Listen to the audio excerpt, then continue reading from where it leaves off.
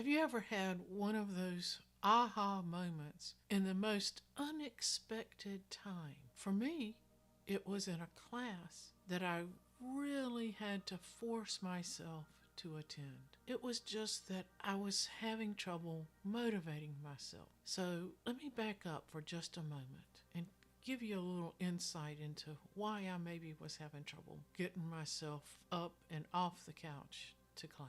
You see, a year and a half before this day, my spouse had died 21 days after being diagnosed with cancer. And a few months later, I discovered that my home was to be demolished and an intersection was going to be in its place. Well, I was overwhelmed. Life had just tumbled completely upside down. And even though I was working all the traditional things to try to get beyond this, I was struggling. I felt stuck. So simple things like going to a yoga class, going to the grocery were some days quite challenging. I'm so glad that I forced myself to overcome all that inertia and go to class, because at the end of that class, the instructor brought out Tibetan bowls. Well, I have a Tibetan bowl. I have a couple of them.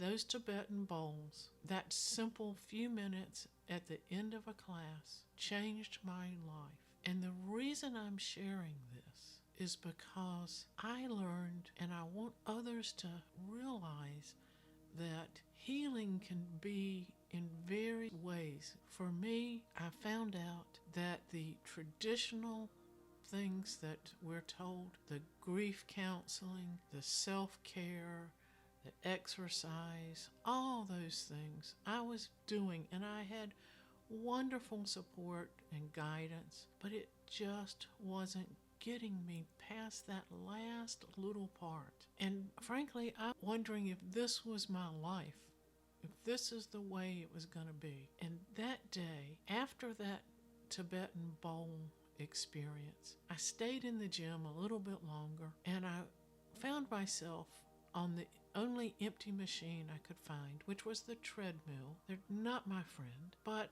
I got on it and I started my usual customary trudging along, and I was, thinking about the class and the bowls, and I realized all of a sudden that my feet were just working like crazy, and I just about went shooting off the back of that treadmill, and I went, ooh, okay. And I kind of sheepishly gathered my things. I just kind of, tried to make myself invisible and hoped that no one had seen that silliness on the treadmill. And I went off and I found a machine that was empty, but then that was a bit safer for me. But I began to think, why was this different? What happened? Nothing was different except the bowls. A woman had a sore shoulder, and she'd placed it on there, and the woman said, oh, that's beginning to feel better.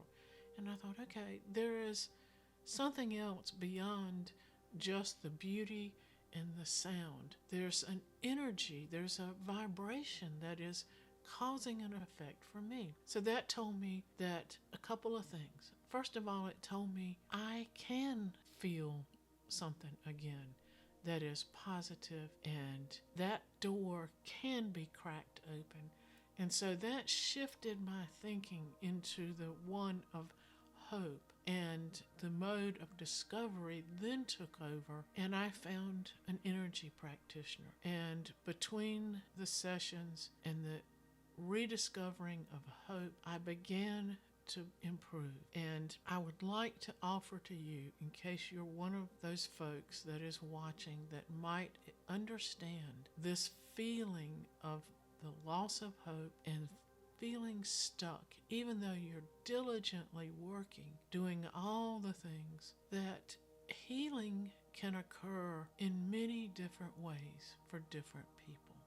For me, the little spark from the sound and the vibration of those bowls was an aha moment for me. that allowed me to pursue an alternative therapy and to find what I was so desperately unable to find with traditional healings. So I hope that you will take from this sharing that healing can come in many different ways, and to stay curious. If you encounter something that might just offer you a little glimpse and an aha moment, that will be your spark. Anyway, I appreciate you watching. I'm Lynn Johnson. I'm a shamanic energy practitioner, and I hope that you'll subscribe, place your comments below, and that I'll see you around for the next video.